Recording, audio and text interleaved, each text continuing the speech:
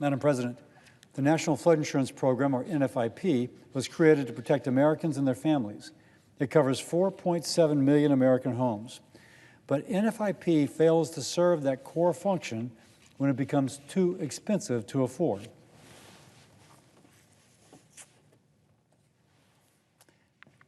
This is my poster, Make Flood Insurance Affordable. FEMA's new risk assessment system, Risk Rating 2.0, has blindsided homeowners with unprecedented spikes in their insurance premiums, and it was never passed by Congress. I speak to constituents constantly about flood insurance. A few months ago, I shared several stories my team and I have heard from people in Louisiana about the issue. And their stories matter. They are the stories of Americans struggling to get by, and they deserve to be heard. So I'm back to share a couple more. One resident in New Orleans, nearing retirement, told us she was struggling to keep up with rising premiums because they no longer allowed her home to be grandfathered into the program. Her house was built in 1987, up to the standards under the flood map at the time. She did everything right. Her home flooded during Katrina, like so many did, but again was saved from skyrocketing premiums until Risk Rating 2.0. And it's important to note that the flooding during Katrina was due to the failure of federally designed and built flood walls.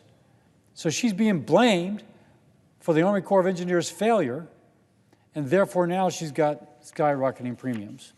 She tells us that her future premiums will eventually rise to over $8,000. Her hazard insurance is almost $12,000 and growing each year. She wrote, quote, "There's no way I'll be able to retire and afford the premiums.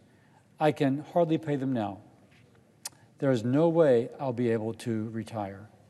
Her story is one that's shared by many homeowners in our state. There's another woman in the city of Central Louisiana, just outside of Baton Rouge, an area that doesn't often flood.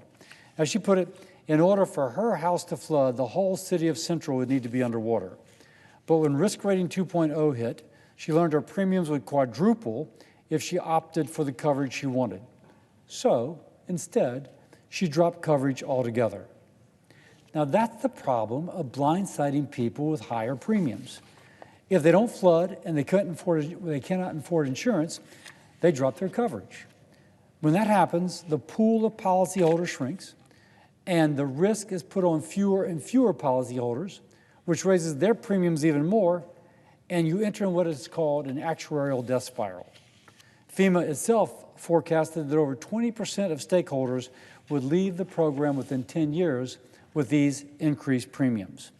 We're setting the program up for collapse. And by the way, these are not wealthy people. The wealthy are like a small minority of those affected.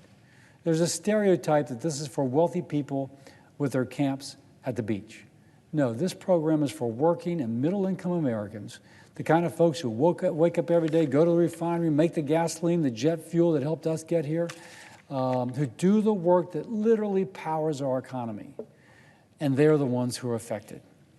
62% of all NFIP policies are in parishes and counties where the median household income is below the national average of about $54,000. These are hardworking families, not millionaire beach homes. And it's not just Louisiana families getting hit. We have seen flooding in states that don't typically make you think of flooding. So if it's the dark yellow, it is a state which has had over $1 billion in claims. Includes the President of the Senate's home state of California, her native state of Mississippi, and all these other beach states, including a non-beach state, which would be the state of Missouri. So the yellow, which is not as dark, are again places which have had over $50 million in FIP claims. So you see this is a pervasive problem. This is a national program. 44 states have had over $50 million in total NFIB claims, and every single state has had at least $5 million in claims. You may be surprised to hear that Rio Doso, New Mexico, a small village in south central New Mexico, has faced 13 flash flood emergencies since June 19th of this year due to runoff from heavy rain.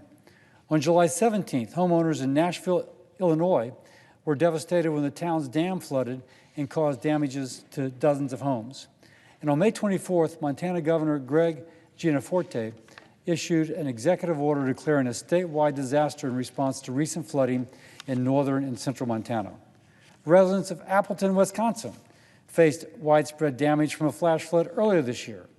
New Mexico, Illinois, Montana, Wisconsin, not places you typically think of when you think flooding. Again, it is a national issue, not just a coastal issue. Now, let me say to my colleagues who represent those states and all my colleagues who come to talk to me about it, let's have a conversation. Every single member of this body has constituents who depend upon the National Flood Insurance Program. My team is working on a bipartisan solution that will roll back Risk Rating 2.0 and make flood insurance affordable and accountable again. Let's find a way forward.